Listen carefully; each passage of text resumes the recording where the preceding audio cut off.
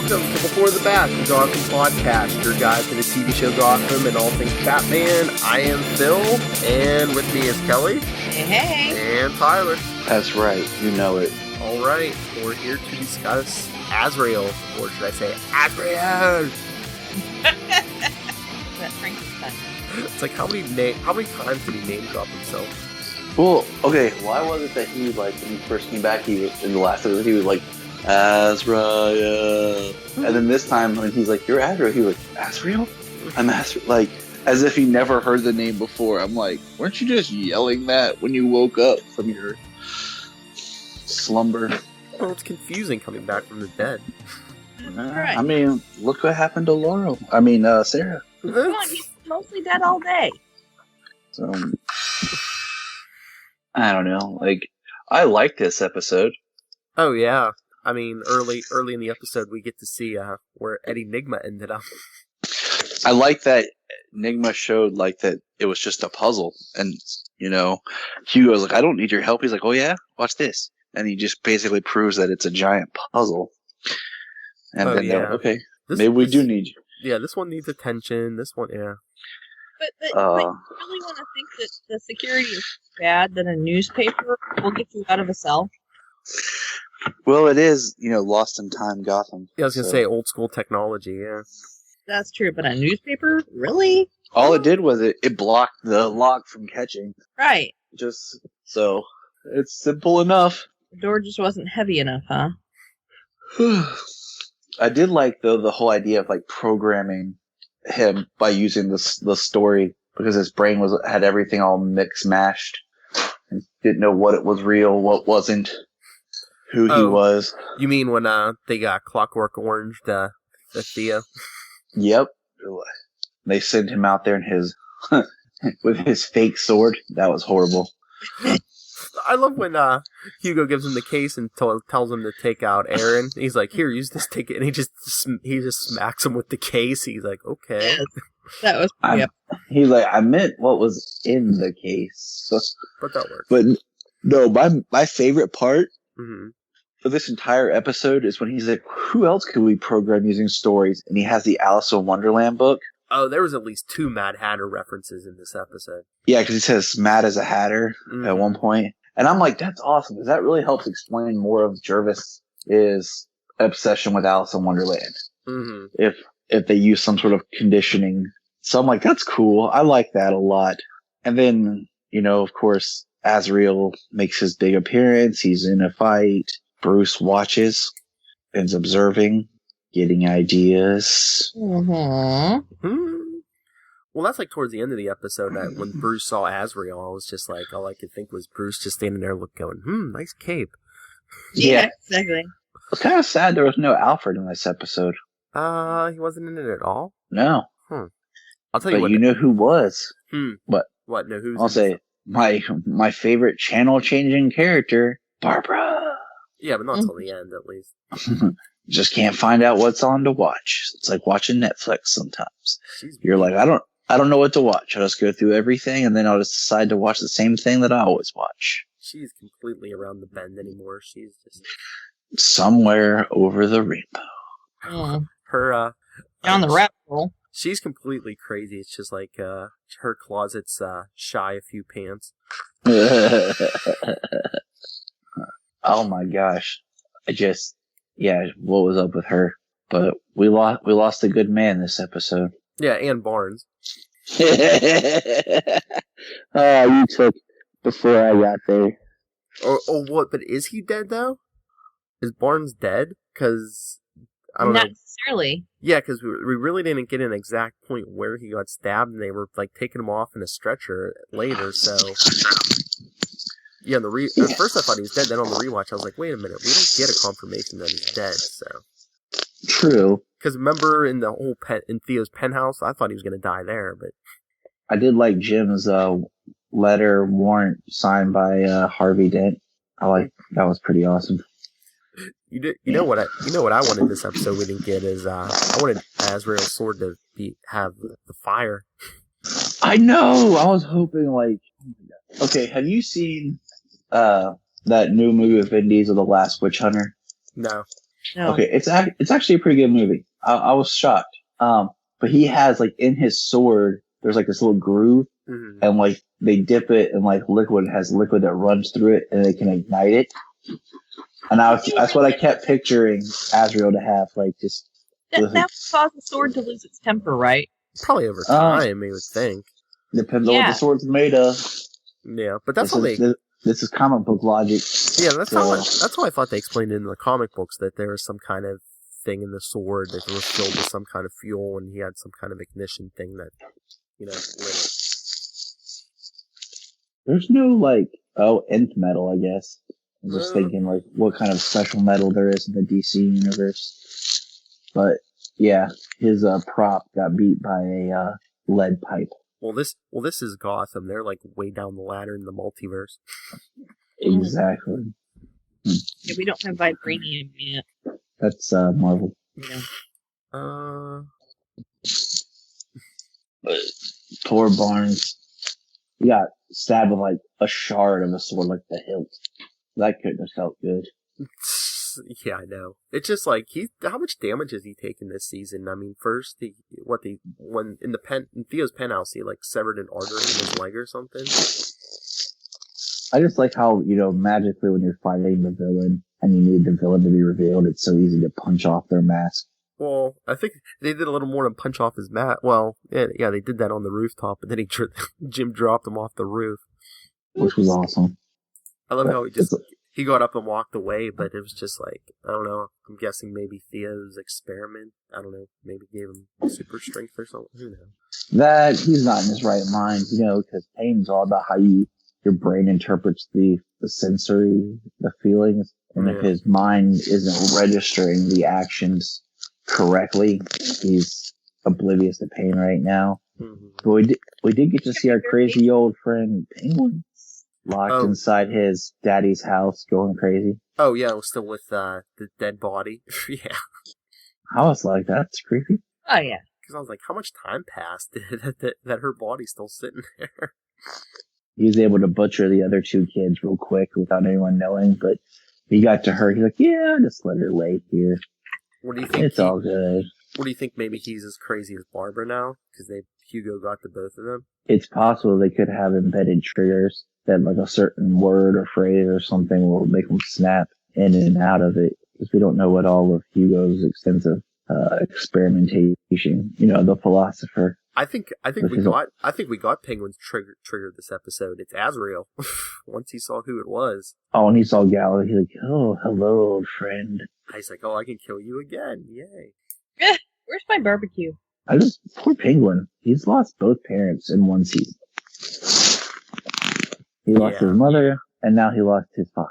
And he lost his status, and he lost his, And he lost his mind. Yes. And then he got it back, and he lost it again. He lost his gumption, his sand. So if you lose something and then you find it and then you lose it again, did you ever really? Oh, that's a good question for the philosopher. I was gonna say I'd ask Eddie. Penguin also lost his good friend Eddie, who's now locked up in Arkham. That would be horrible to be locked up in Arkham and investigating. Oh yeah, when he goes downstairs, yeah. He's like, he tells the dude, "I needed the bug zapper. This is a fly swat. No, I needed the bug zapper." And then that's leather on his face. But I just love I love how it was like the effect of a blacklight. But I was just like, okay, you know how much stuff you're probably going to see on the walls if you're using a blacklight on the walls of an asylum? Yeah, scary. With ammonia, like that was. I was just like, okay, but whatever. Like, he's smart. He's Neymar. Like, he sees Gordon. He's like, I don't know. I just figure like Eddie would be someone like Hugo would be more interested in. Mm-hmm. Maybe Hugo is assembling all the supervillains and stealing their supervillainy to make one massive supervillain. He's like, I'll steal Neyma's intelligence, couple that in the body of this person with the suave of Penguin, the insanity of Jerome. What about that? Do this on Flash? Maybe, but No, I like how Jim's finally figuring it out, when he goes to Hugo and he tells him, oh yeah, Victor Fries is alive, and he's like, Hugo's like, I don't know what you're talking about, and he's like, oh, you have tells too? Yeah. Oh yeah, he's like, can I see the body? It was cremated. Yeah, sure it was. How ironic Mr. Freeze was cremated. Mr. Fries. Yeah. Fries in the shake. Yeah. But yeah, like Hugo completely outed himself, and then they're like, Azrael killed Jim Gordon. Okay. But it's like, where's Hugo getting all this bulletproof armor? I mean, Freeze had bulletproof armor, Azrael had bulletproof armor. He's a mad scientist. Yeah. What? He's a mad scientist, Yeah. He can bring somebody back from the dead. I would think he could Google, how to build armor. Kelly, what's Google on this earth? Well, we're in a timeless state. He could have Google. Well, yeah. They're running MS-DOS. I was gonna say their computer screens. I was gonna say they have to dial up AOL. Yeah, but he could find about anything you wanted on the interwebs. In green font. It's Nice. mail order armor. Yeah, he found it on the Oregon Trail. He's making it in the basement. They're forming it in the basement. He found that while he was taking a break from playing Pong. Hey, I liked Pong. I played Pong. I had a ColecoVision, thank you very much. What if the Order of St. Demas just gets mad that somebody's using Azrael without their authentication? Yeah, no, they kind of just disappeared. And show up, and they're mad. It'd be kind of interesting.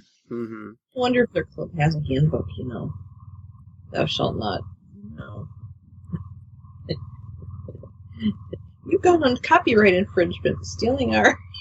I was gonna say where they at, but maybe they're just out selling cookies, I only buy from the girls. No, buy from us monks. Money? We need money too for our villainous ways. Here, please buy some of our double fudge murder cookies. Don't let Penguin bake them. They're delicious. Don't let Penguin bake them. Oh. Or maybe it's a... Murder cookies is an undersell. When he sells Girl Scout cookies, you gotta ask how many Girl Scouts are in them. Oh, that's harsh. But overall, I was excited for this episode, but I feel like it kind of let me down. Yeah? I think that ever since I figured out, I get the way they're doing it, but as soon as it was Gallivant was going to be Azrael, I kind of felt let down, and then just, I don't know. Yeah, I wanted him to at least use the alias of, Jean-Paul Valley. I just, he sees the poster of vote for Gallivant for mayor, and he starts getting his memories back, and I don't know. The coolest thing to me in this episode, like I said, was the illusion of Mad Hatter. Because that's a villain I think could be cool on Gotham. Especially, did you ever read the New 52 interpretation of Mad Hatter? I really like that idea. So if they did a young boy and and they kind of just go from there so that he grows up more into the Hatter personality as he grows would be really cool, so that we have a villain that's, closer to Bruce's age instead of older. But I don't know, because I think that's a villain that'll work really well on the show, because it's a villain people know enough, but it's not an A-lister. Yeah. Speaking of Bruce, I like how he used his influence on Barnes, because Barnes wasn't listening to Jim or Bullock, but he was I'm a concerned citizen. Or he's I'm a rich concerned citizen, As opposed to a poor one. Yeah. Exactly. No one listens to the poor person. Well, I was going to say, especially Gotham. Yeah, very true. Wasn't there a line about something about Jim taking on the job or something of Barnes? I don't remember. Something about you doing the job. Yeah, because I think, they were arguing over, Jim wanted to go and Barnes didn't want him to go. And Barnes said something like, oh, maybe, if you get to run the thing one day or something. And I think Jim was like, yeah, right, that's going to happen. Yeah, right. That's not going to happen. Yeah. Gotta grow the mustache first. It'll probably be it'll end the season Captain Gordon. Maybe, yeah. It won't be Commissioner yet, but it'll be Captain Gordon. Hmm? I love how, like, when you think about it, Commissioner Gordon's, like, extremely hands-on and everything. Mm-hmm. And then, like, all the other commissioners we ever meet, they're just, like, very, I'm just hanging back. I'm just chilling. Just go to my office and watch everybody do stuff. Yeah, exactly. Well, yeah, it's Gotham. I mean, look what happened to Sarah Essen. I mean, all the other commissioners probably worried about getting killed. Mm-hmm. Well, Behind my bulletproof desk. What? So I'll sit behind my bulletproof desk. Exactly. I mean, especially after Jerome and everything. That's why they need a young commissioner, someone who's going to take the fight to them. What? I think that's going to be Jim. They're like, Commissioner Bullock. What? Oh, heavens to Betsy. Donuts for everybody. Even Bullock's going to be like, that's a bad idea. Uh-huh. But in sadder Batman news, did you see who's supposed to be coming back at the end of this season? Is it Fish? Yeah. Nothing like reheated fish. Leftover fish. Always stay. Hopefully she's been to Dollmockers. Isn't that German fashion designer downtown? But I did see a promo image. We are getting Clayface still. We only have a couple episodes left. What, 3, I think? Yeah, because this was 20, so yeah, 3 episodes. So yeah, they better hurry up and get him in there. Yeah, I mean, it's kind of weird because next episode, episode 21, of course, and that's another Azrael episode. Right. So that, gives us, 2 more episodes? Yeah, but I wonder if Theo's going to be running around as Azrael until the season finale. So. Maybe Fish or somebody kills him. Maybe he just cuts Fish's head off and gets done with it. He's like, and brings up the whole vigilante thing. And Bruce is like, Then we have So this theme of every season finale on Gotham then is Fish, like, seemingly getting killed. It's the real. That's where he gets his fire sword. Yeah. As he takes out the fish. Fish fry. Fish plays. Oh my god, please, that would be hilarious. If like he just lights his sword on fire and he goes up to her and he goes, time for a fish fry, and then just cuts her in half. Imagine. She died in the season 1 finale. She hasn't been in the whole season 2. She shows up for 5 minutes and gets killed again. It would be hilariously awesome. She looks like a bad X-Men 3 reject cast member. Oh. Of a Morlock. Oh. You know it's true. Don't curse anyone with X-Men 3. That's what I'm talking about. Yeah. All I know is I actually, like, this season makes me more intrigued for the next season. Because I felt this season was better done. So I'm intrigued for what comes next. Well, yeah, they've been throwing a lot more classic villains in this season, and basically throwing everything but the kitchen sink in there. And so, everything but the Batmobile. Like longer arcs too. Yes. Yeah. Well, I think they had more of a long-term plan this season, because season 1 was, wasn't it 13 episodes? Then they found out they expanded, so. Yeah. Yes. Did we miss anything? Did we forget anything? Sorry I keep yawning. I have a 1-year-old who wanted to wake up at 6 o'clock this morning. Mm-hmm. Who ironically right now is laying down for a nap because he got tired and got cranky. So... Just wait, man. My 3-year-old now, he's going to bed. I say, go to bed. He's like, okay. Oh, that's beautiful. Mm-hmm. Beautiful. And then they'll become teenagers and they won't go to bed. That's what I do. At 13, I'm just like, whatever. You can take care of yourself. You're potty trained, I hope. You can make your own dinner. Just leave me alone. I'll be in here on the couch. Child Protective Services. That's JTY Patrick on Twitter. Hey. That's still, 12 years away. Right now, he's my cute, wonderful 1-year-old. Oh, by the way, Kelly, happy Free Comic Book Day. I forgot to wish that to you.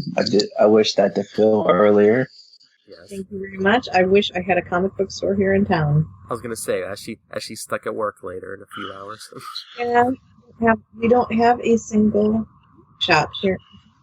Really? I drive an hour, and I'm not going to have time to do that before work. Sadsies. No comic book store. Where do you live? Nazi Germany? For real? I live in a teeny tiny little town. Now soon I'll be moving, and there is a comic book shop about 3 minutes away. So I'm going to be very happy about that. That's awesome. Because remember, kids, read. It's always good to read. Yes. Let your imagination run wild.